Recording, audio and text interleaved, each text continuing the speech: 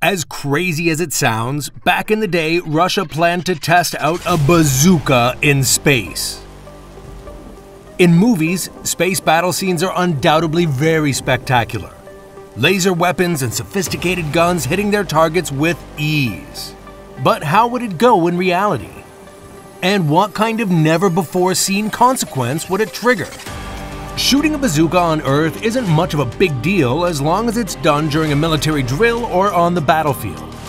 But as everything else, the situation is much different in space. But before we get into the nitty-gritty of how a bazooka would work across the Kármán line, we should tell a few words about the legality of weapons in space.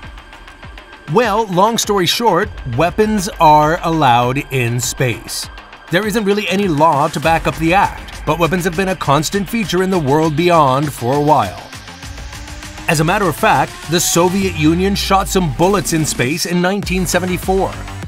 A modified R-23M Kartak was sent into orbit and successfully put to use. The 23mm aircraft gun, originally developed under the guidance of Aaron Richter, was pointed to Earth and fired about 20 bullets. As per the reports, all of them burned up in the atmosphere. Unfortunately, every other detail about the test is still strictly classified to this very day. However, since 2006, every survival kit aboard the Russian Soyuz rockets that have flown into space has contained a semi-automatic pistol. And if you're wondering, all astronauts on the flight get a survival kit each. So it's safe to say there's enough guns to go around in space. American spacecraft never carried guns. Instead, a razor-sharp machete was included in their standard survival kit. However, American astronauts who travel to space aboard the Soyuz get these weapons as part of their backpacks after they've been trained on how to use them. And given that the Soyuz was the only means of getting into space between 2011 and 2020, virtually every astronaut that has flown to space in the last decade would certainly know a thing or two about how rifles work. The idea of adding guns to the survival kit is so that astronauts are able to defend themselves if they land in an unsafe territory on Earth.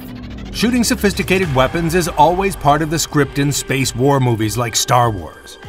We see spaceships and space stations getting destroyed with great precision and reckless abandon.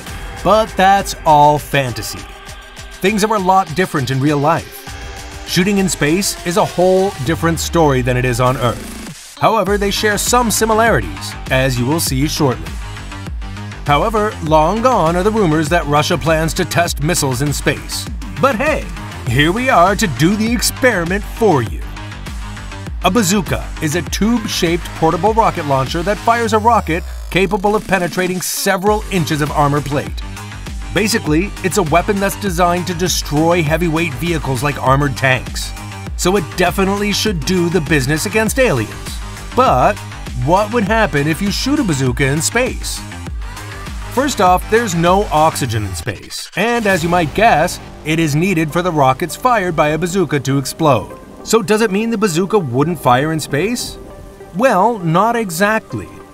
Just like it is in bullets and gunpowder, the explosives in rockets contain oxidizing agents or oxidants.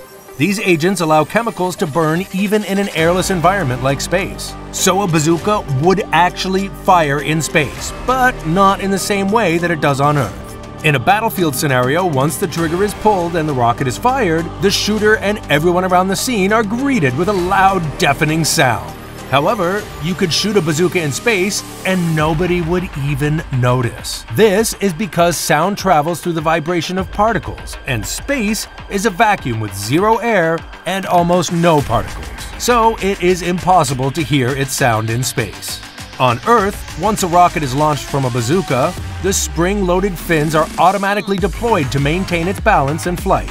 But again, it's a lot more tricky in space. So let's play a quick game of comparison first. If you fire a bullet horizontally on Earth, its speed is reduced by air resistance or drag. And as it travels further, it begins to dive to the ground due to the force of gravity. A bullet would also lose half of its speed after traveling 500 meters on Earth. But the bazooka works differently. A bazooka is equipped with a propeller, so rather than losing traction, the speed is sustained and sometimes increased as it travels towards the target. To give you a picture of how fast it will go, the initial average velocity of the M6 Bazooka is estimated to be around 82 meters per second, but the speed is expected to rise as the rocket goes through the boost phase. Now let's take our little experiment to the world beyond. In space, as we mentioned, there's no air, meaning there won't be any resistance to slow down the missile from the bazooka once it's launched. Without an atmosphere to police its flight, a rocket from a bazooka will gain more traction than it would on Earth.